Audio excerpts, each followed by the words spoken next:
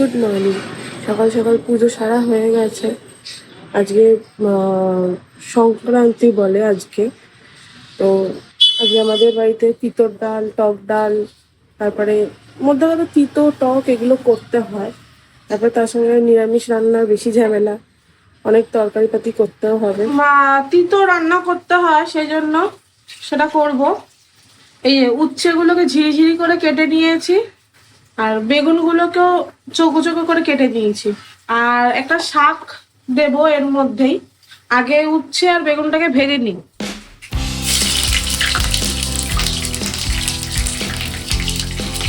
বেগুনটাকে একটু ভেজে নিচ্ছি লাল করে। বেগুনটা ভাজা হয়ে গেছে, এবার তুলে নিই।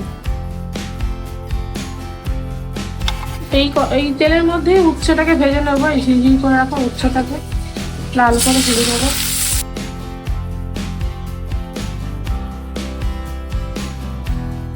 উচ্ছেটা লাল করে ভাজা হয়ে গেছে, এবার তুলে নিই। এখন টক ডাল করব। কড়াইতে তেল নিয়ে নিয়েছি, শুকনো লঙ্কা দিলাম, আর একটু সর্ষে ফোড়ন দেবো, হলুদ দিলাম। যেই ডালটা দিলাম, এই ডালটা আমি প্রেসার কুকারে, এটা মটর ডাল আছে, প্রেসার কুকারে সিটি মেরে নিয়েছি, আগে সেদ্ধ করে নিয়েছি। দিয়ে নামানোর আগে যতটুকু আমার আম লাগবে কাঁচা আম দিয়ে একটা সিটি মেরে নিয়েছি। আমগুলো গলেই গেছে পুরো। একটু নুন দেব। ডালটা ফুটে এসছে। আমরা আবার টক ডাল একটু মিষ্টি দিয়ে খাই, মানে এত টক খেতে পারি না অ্যাকচুয়ালি। আমরা বলাটা ভুল।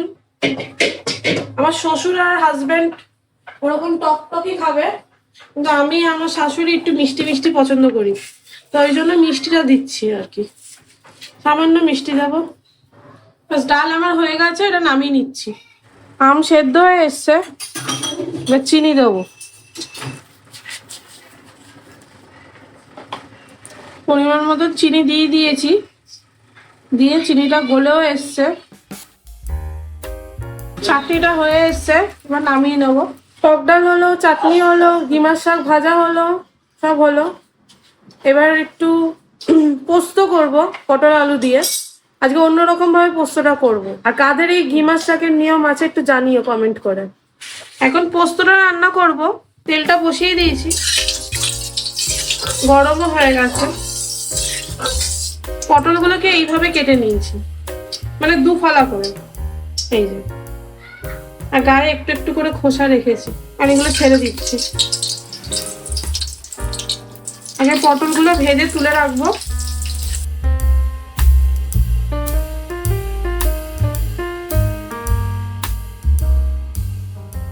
পটলটা লাল করে ভাজা হয়ে গেছে, এবার আমি তুলে নিচ্ছি পটলটা। এবার এর মধ্যে আমি আলু দিয়ে দিচ্ছি। আলুগুলো এরকম লম্বা লম্বা করে কেটেছি পটলের মতনই।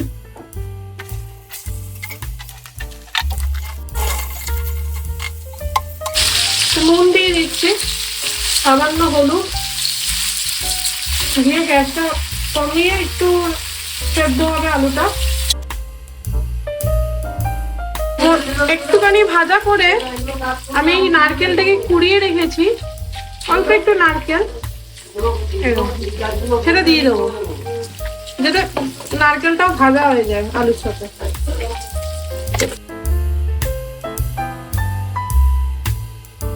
গ্যাসটাকে সিমে করে দিচ্ছি। আলুগুলো সেদ্ধ হয়ে এসছে, এবার পটলগুলো দিয়ে দেবো। ভাজা পটল ভেজে রেখেছিলাম, পটলগুলো দিয়ে দিচ্ছি। একটু জল দিয়ে দিচ্ছি। পোস্ত গুঁড়ো করে বেটে, মানে জাস্ট শুকনো বেটে নিয়েছি, দিয়ে দিলাম। এখানে প্রায় 50 গ্রাম পোস্ত আছে, প্রায় না 50 গ্রামই আছে। ছেলে খাবে বলে আমি এখনো লঙ্কাটা দিইনি, এরপরে লঙ্কাটা দেবো। জাস্ট ওর খাওয়ার তরকারিটা তুলে নিয়ে লঙ্কাটা দেবো। এই পোস্তটা একটু টক দই দিলেও ভালো হয়, কিন্তু আজকে আমার কাছে টক দই নেই বলে আমি আর দিলাম না। এখানে একটু ঢাকা দিয়ে দিই।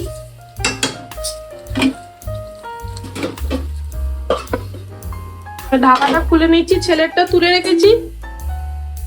এবার দেখো লঙ্কাটাকে একটুখানি বেটে রেখেছি, কিন্তু পুরো মিহি করে বাটা না, ক্রাশ করে বাটা, গোটা গোটাও আছে। এই দেখো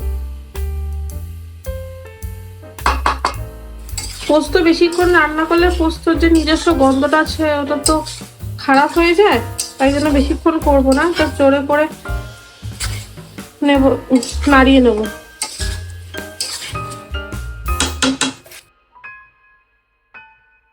নুন দিলাম, নুন আমার একটু কম মনে হলো বলে দিলাম। পোস্ত রেডি, এবার তুলে নিচ্ছি। এই যে আমার পটল আলু দিয়ে পোস্ত রেডি হয়ে গেছে। এখন সেই এঁচড় রান্না করবো। কড়াইতে তেল দিচ্ছি, সর্ষের তেল। আমি এঁচড় রান্না করবো বলে এরকম বড় বড় করে আলু কেটে দিয়েছি ডুম করে, সাইজটা দেখিয়ে দিই। এখন ভেজে তুলে রাখবো। এইবার আলুটা ভাজা হয়ে গেছে। রান্না করতে করতে অনেকটাই দেরি হয়ে গেছে আজকে, প্রায় 1:20 বাজে। আজকে আর বেশি টাইম দেওয়া যাবে না রান্নার পেছনে, তাড়াতাড়ি শর্টকাটে রান্না করব। এবার এই তেলের মধ্যেই একটু সাদা জিরে ফোড়ন দেবো, তেজপাতা দেবো, দিয়ে এঁচড়গুলো যে কেটে রাখা হয়েছিল সেটা দিয়ে দিচ্ছি। এই যে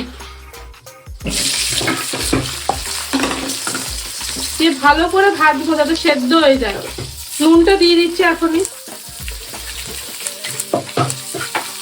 অন্যান্য দিন আমি আগে এঁচড়টাকে ভালো করে ভেজে নিই লাল করে, তারপরে সোমবার দিই। আজকে খুব দেরি হয়ে গেছে, ছেলেটাকেও খাওয়াতে হবে, 1:30 বাজে প্রায়, তো একসাথেই ওরকম ভাবে করে নিচ্ছি শর্টকাটে। একদিন ওইভাবে দেখাবো, কিন্তু আজকে এইভাবেই করছি। হলুদ দিয়ে দিলাম, ঢাকা দিয়ে দিচ্ছি একটু সেদ্ধ হোক। গ্যাসের ফ্লেমটা জোরেই রাখবো। যে এঁচড়টা আমার সেদ্ধ হয়ে গেছে, এই দেখো সেদ্ধ হয়ে গেছে। আমি একটা এখানে পেস্ট করে রেখেছি। এখানে আছে হচ্ছে 1 চামচ আদা বাটা, একটা টমেটো পেস্ট করে নিয়েছি, মিডিয়াম সাইজ টমেটো, আর এর মধ্যে দিয়েছি হচ্ছে 1 চামচ ধনের গুঁড়ো, 1 চামচ কাশ্মীরি লঙ্কার গুঁড়ো, আর 1 চামচ ঝাল লঙ্কার গুঁড়ো, আর একটু হলুদ, পরিমাণ মতন হলুদ দিয়েছি, আর নুন দিয়েছি। দিয়ে গরম জলে এই পেস্টটাকে গুলে রেখে দিয়েছিলাম, এটা দিয়ে দিচ্ছি।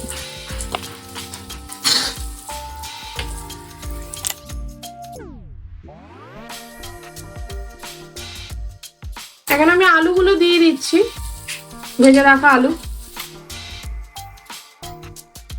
একটু নুন পরিমাণ মতন, কয়েকটা চেরা কাঁচা লঙ্কা, ভালো করে কষিয়ে নেব। যেহেতু নিরামিষ আমি একটুখানি হিং দিচ্ছি, হিং, একটু গরম জল দিচ্ছি। এই যে এঁচড়ের তরকারিটা হয়ে গেছে, গ্যাস থেকে ইন্ডাকশনে নিয়ে চলে এসেছি, কারণ দুপুর অনেক বেলা হয়ে গেছে, সব পরিষ্কারের ব্যাপার থাকে, তো ওই জন্য ইন্ডাকশনে বসিয়ে দিচ্ছি। এটা আস্তে আস্তে হোক, গ্যাস ফ্যাস পরিষ্কার হচ্ছে, রান্নাঘর পরিষ্কার হচ্ছে, তো এখানেই হয়ে যাবে। এই যে আমার এঁচড়ের তরকারি রেডি হয়ে গেছে। একটু পনির রান্না করব, কড়াইতে সাদা তেল দিয়ে দিয়েছি। পনিরগুলোকে ভেজে নেবো আগে, অল্প করে ভেজে নেবো আগে।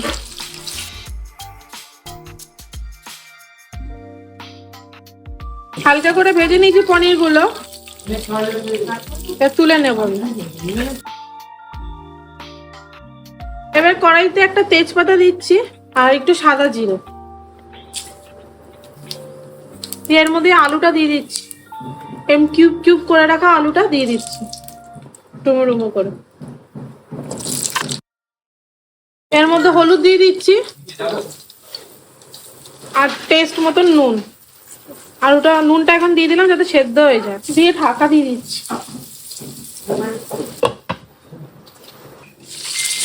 আলুটা ভাজা হয়ে এসছে, এবার এই পেস্টটা দিয়ে দেবো, দিয়ে ভালো করে কষাবো। এর মধ্যে আছে আদা, টমেটো, একটু হলুদ গুঁড়ো, কাশ্মীরি লঙ্কার গুঁড়ো, আর নুন, চিনি আর গরম জল দিয়ে পেস্টটা করে রেখেছিলাম। আলু টালু সব সেদ্ধ হয়ে গেছে, তরকারিটা অলমোস্ট রেডি হয়ে গেছে। এবার পনিরগুলো দিয়ে দিচ্ছি। এই যে পনিরের তরকারি রেডি হয়ে গেছে। প্রায় 2:45 বাজে। এই জাস্ট রান্না বান্না সারা হলো, এতক্ষণ ধরে রান্না করলাম আর কি। অনেকগুলোই রান্না করতে হলো। রাতে একটু বেরোনোর ইচ্ছা আছে, তো পনির তরকারিটা রাতের জন্য করে রাখলাম। মা রাতে রুটি করলে খেয়ে নিতে পারবে। আর ছেলেকে আজকে ছেলের দিন দিন খাই দিয়েছে, ও দিদাকে দিন দিন বলে আর কি, তো ওকে খাই দিয়েছে মা। আবার একটু ফিরনি করার ইচ্ছা আছে। এখন আমরা লাঞ্চ করব, লাঞ্চ করে উঠতে তো 4টে তো প্রায় বাজবেই। এই জাস্ট লাঞ্চ করলাম, এখন 4টে বাজে প্রায়। এবার একটু ফিরনি বানাবো, একটু ফিরনি নিয়ে যাব করে। দেখো কিভাবে করি আমি ফিরনি। আমি অ্যাকচুয়ালি ফিরনিটা মানে যখন শীতকালে গুড় ওঠে, আমি একটু গুড় স্টোর করে রেখে দিই, কারণ ডুগু আবার গুড় দিয়ে রুটি খেতে খুব ভালোবাসে। তো আমার মোটামুটি গুড় থাকেই ঘরে, তো নলেন গুড় দিয়ে আমি ফিরনিটা বানাবো আজকে। ফ্রিজ থেকে দুধটা বার করে নি। 3টে দুধ আছে, 3টে।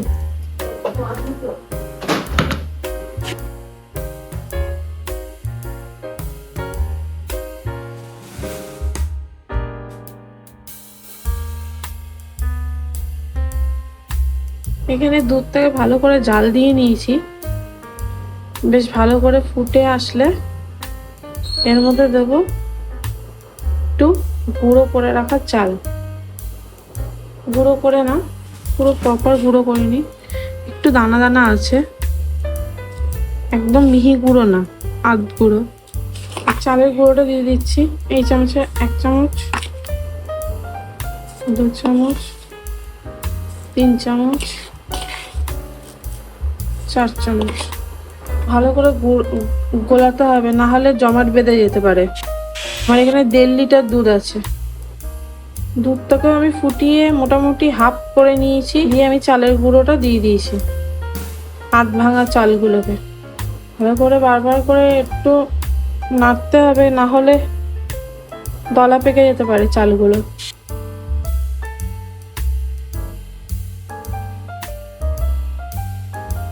এই দুধটা ঠিক হয়ে এসছে একদম। এই সময় একটু গুড়টা দিয়ে দেবো।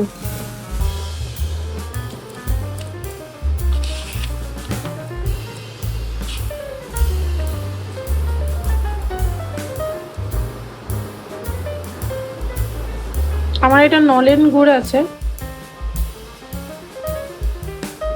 নলেন গুড় দিয়ে করলে অ্যাকচুয়ালি ভালো লাগবে। এটা আরো টানতে হবে, আরো টানিয়ে শুকাতে হবে।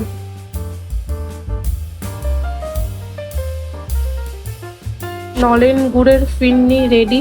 একটা বাটিতে সেট হতে দিতে হবে, একটু ঠান্ডা হয়ে গেলে ফ্রিজে রেখে দেবো, তাহলে সেট হয়ে যাবে পুরো।